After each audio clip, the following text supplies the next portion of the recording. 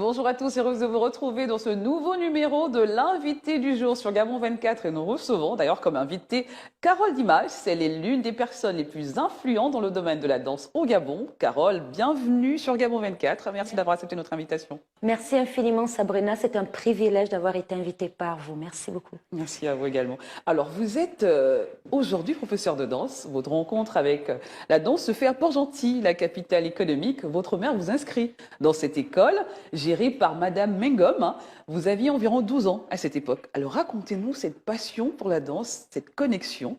Alors ça a commencé tout à fait, j'avais l'âge de 12 ans, mais auparavant notre mère nous achetait souvent à la vidéothèque de Total, d'Elf Gabon à l'époque à Port-Gentil, des films de danse.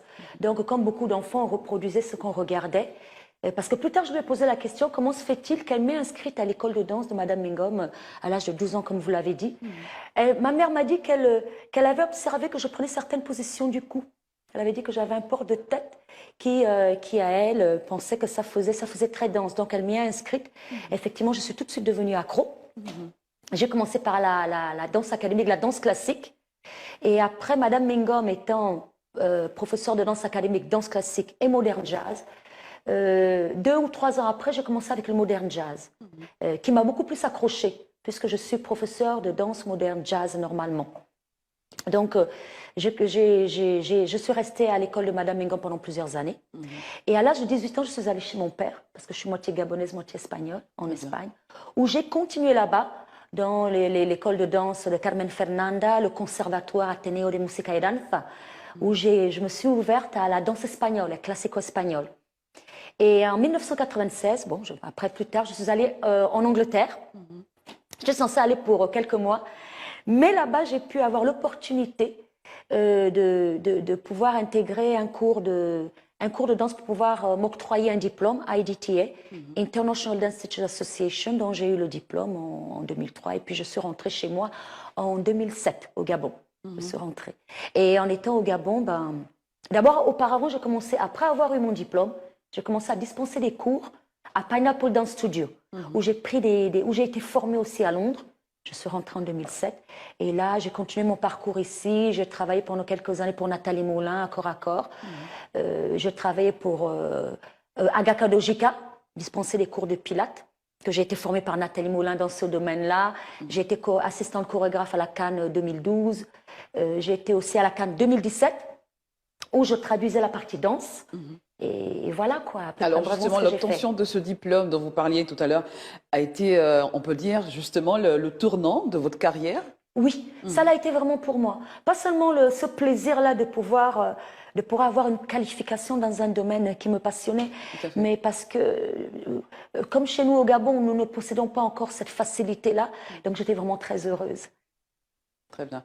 Alors, quels sont aujourd'hui les points positifs en tant que professeur de danse, en tant que professeur de danse? Quels sont les points positifs de ce métier? Alors, les points positifs de ce métier, je dirais que c'est déjà la transmission. Logiquement, comme tout le monde le sait, la rigueur, la discipline, ce qui n'est pas à banaliser. Parce que généralement, pas tout le monde, heureusement, mais généralement, par exemple, nous n'avons pas encore ce concept-là de la ponctualité. Et ça, c'est très important dans le domaine de la danse. Michael Anissé, par exemple, est très rigoureux sur ça aussi. Donc, la transmission des valeurs. Anissé, on le rappelle qu'il y a un danseur gabonais également. Un chorégraphe. Oui. Un chorégraphe. Et donc, ça apporte la confiance en soi, la recherche, les connaissances aussi. Parce que quand on travaille dans la danse, il faut s'y connaître dans ce qu'on peut transmettre. Par exemple, je suis professeur de jazz, comment l'inculquer, comment apprendre une pirouette, comment commencer, c'est pas tout de suite tourner. Il faut d'abord commencer par la posture de la danse et l'équilibre avant de pouvoir tourner. Donc, c'est ça. Et puis aussi la connaissance, la physiologie, l'anatomie. Quels muscles on est en train d'étirer, pourquoi et comment doit-on les tirer? Donc, pour être professeur de danse, ça apporte beaucoup de partage. Ça apporte aussi cette satisfaction de quand on regarde un élève, même une enfant de 5 ans qui commence à avoir l'équilibre, on a cette satisfaction-là, cette transmission-là et ce partage-là. Carole, vous parliez de transmission, justement. Quelle est la différence entre, est-ce qu'elle se situe là, la différence entre un chorégraphe et un professeur de danse? Oui, c'est une très bonne question. Il y a effectivement une différence. C'est vrai qu'elle est très fine, mais il y a. Le professeur de danse enseigne. Par exemple, des débutants, si vous voulez faire de la danse, vous voulez, je ne sais pas moi, vous initier à la kizomba, qui est très actuelle en ce moment, qui est très à la mode en ce moment, on peut prendre un professeur de danse, peut prendre quelqu'un à la base, débutant. Le chorégraphe peut enseigner, mais il n'y est pas obligé. Le chorégraphe est là pour mettre ensemble un ensemble de pas. Donc, des pas de danse, des chorégraphies, par exemple, pour la Cannes 2012 ou la Cannes 2017. Il y avait des chorégraphes qui étaient là. Nous avons eu Stéphane Bocco, nous avons eu Arnaud Dumba qui est chorégraphe. Il n'est pas là pour enseigner. Le chorégraphe n'enseigne pas. Il est là pour un travail, pour mettre en place une chorégraphie pour un contrat, pour un travail. Mais il n'enseigne pas. Le professeur de danse enseigne depuis les débutants. Voilà. Carole Dumas, vous êtes dans la danse depuis déjà près d'une vingtaine d'années, sinon plus. Peut-on parler d'un dévouement de cette discipline? Vous êtes consacré, vous avez baigné dans cet univers depuis longtemps, vous êtes complètement dévoué à cette discipline. C'est pas seulement C'est dévouement. aussi la clé de ce métier? C'est une des clés. Effectivement, il faut être dévoué, c'est-à-dire il faut aimer la chose, Oui. comme n'importe quelle passion, comme n'importe quel domaine des beaux-arts. Mais ce n'est pas seulement le dévouement, parce que le dévouement vient de soi. C'est surtout une implication. C'est surtout une implication. Mais si on en revient au dévouement, il y a énormément, oui, il faut du dévouement, et il y en a énormément dans ce domaine-là, dans la danse. Nous avons cité tout à l'heure Michael Anissé. Il y a des fédérations, parce que très peu de personnes savent qu'il y a plusieurs fédérations de danse au Gabon. Le Gabon Samba, il y a FEGATRAG, la Fédération gabonaise de danse traditionnelle du Gabon.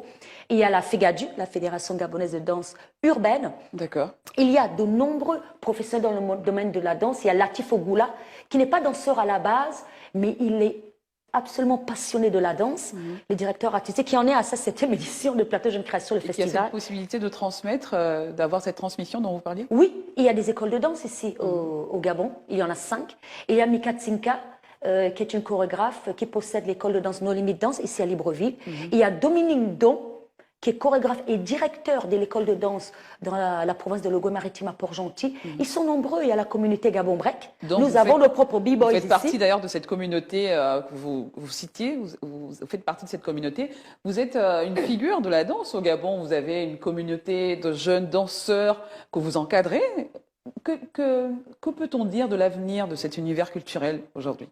Bon, d'abord, je tiens à dire que, si vous me permettez, figure de la danse, c'est très flatteur de le dire. Pour moi, je ne fais pas partie des acteurs culturels du monde de la danse au Gabon.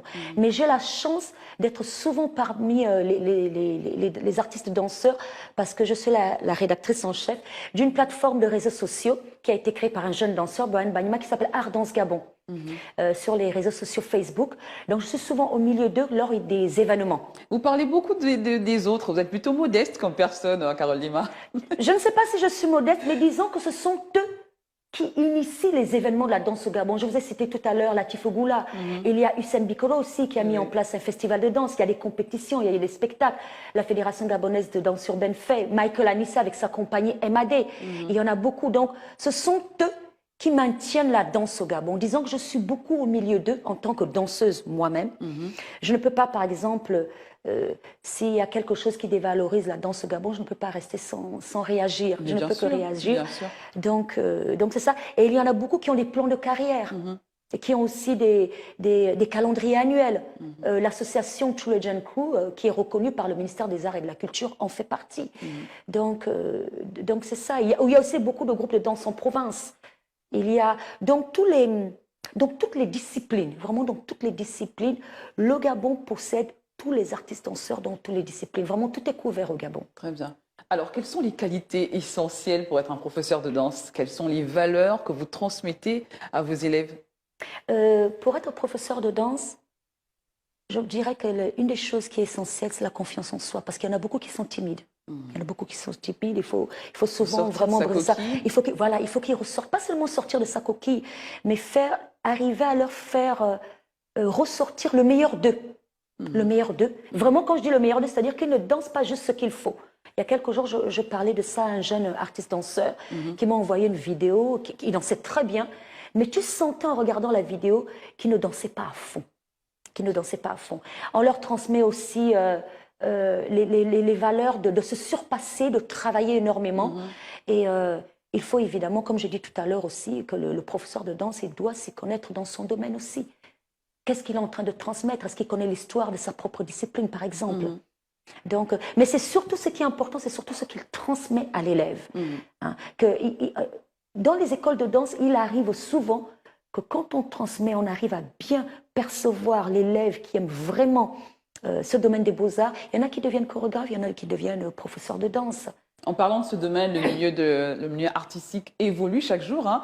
Comment faire toujours pour justement être un meilleur danseur chaque jour? Comment faire? C'est s'imposer cette discipline, s'imposer une rigueur quand même? Il ne doit jamais cesser de travailler. Ça, c'est la clé. Le travail. Pour être un excellent danseur, il ne doit jamais cesser de travailler. Il ne doit jamais cesser de faire de la recherche. C'est-à-dire que ce n'est pas parce que c'est déjà un bon danseur qu'il doit s'arrêter là. Il doit toujours aller plus loin. Toujours. Il doit respecter ce qu'il fait. Ça, c'est très important. Et il doit respecter aussi le travail de l'autre. Quelle est votre vision de la danse au Gabon? C'est une très bonne question aussi. Alors, la vision de la danse au Gabon, c'est que je pense que le danseur continue d'avoir des défis à relever. C'est-à-dire, par exemple, en ce moment, nous sommes en période de confinement. Je ne sais pas si on a pensé si le gouvernement, si je me permets, a pensé à la période de confinement, a pensé à l'artiste. Par exemple, il y a beaucoup d'artistes qui vivent uniquement de leur art. Il y en a. Il y en a qui vivent uniquement de leur art. Même par exemple, moi, je manage un jeune artiste rappeur, Mr. Sweat. Il a son beatmaker, mais le beatmaker, il paye la location de sa salle, de son studio d'enregistrement. Donc, attention, cela ne veut pas dire que l'artiste danseur, que l'artiste doit dépendre du gouvernement. Pas du tout. Il est bon aussi qu'ils soient indépendants. Alors, Carole, un manque d'infrastructures quand même? Oui, il y a un manque d'infrastructures au Gabon. Je pense par exemple à l'ENAM, l'École nationale d'art et de manufacture au Gabon. Nous ne savons pas ce qu'elle devient. Il est censé y avoir un conservatoire de musique. Ce n'est pas mon domaine. Mais nous ne savons pas. Nous ne possédons toujours pas, ça c'est le plus important, de salle de spectacle. Ça c'est vraiment dommage. Par exemple, le 23 mars 2018, il y avait eu une réunion de la secrétaire générale du ministre avec tous les artistes et elle avait proposé que, par exemple, pour les répétitions, pour les spectacles, qu'on le fasse au ministère des Arts et de la Culture, la salle qui se situe. Il y a d'ailleurs une salle, tout à fait. Voilà, mais vous imaginez bien que ça ne serait pas possible avec tous les domaines artistiques qu'il y a au Gabon. Si nous voulons répéter, ça n'est pas possible. Même pour des spectacles, si ça attire énormément de monde, cette salle est insuffisante. Donc, voilà. Tout ça, ça fait partie des freins aussi qui ralentissent cet univers artistique de la danse aussi. Énormément, je ne sais pas si c'est dû à un manque de moyens financiers, à la crise économique, mais je me dis même s'il y a un manque de financement, il faudra bien qu'on finisse à être comme d'autres pays. C'est dommage, nous sommes plusieurs dans le domaine de la danse à avoir des qualifications, mais nous les avons eues à l'extérieur. Moi, je me dis, il n'y a rien qu'il y a à l'extérieur que le Gabon ne possède pas. Par exemple, le Burkina Faso est un pays qui vit surtout de l'art.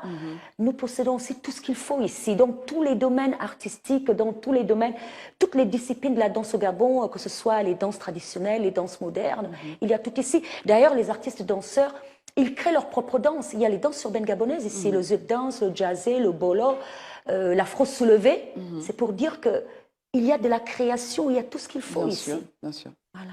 Merci Carole Dima d'avoir été sur ce plateau de l'invité du jour sur Gabon 24. Ça a été un plaisir de parler de l'univers de la danse et notamment toutes les exigences et les contraintes autour de cette discipline.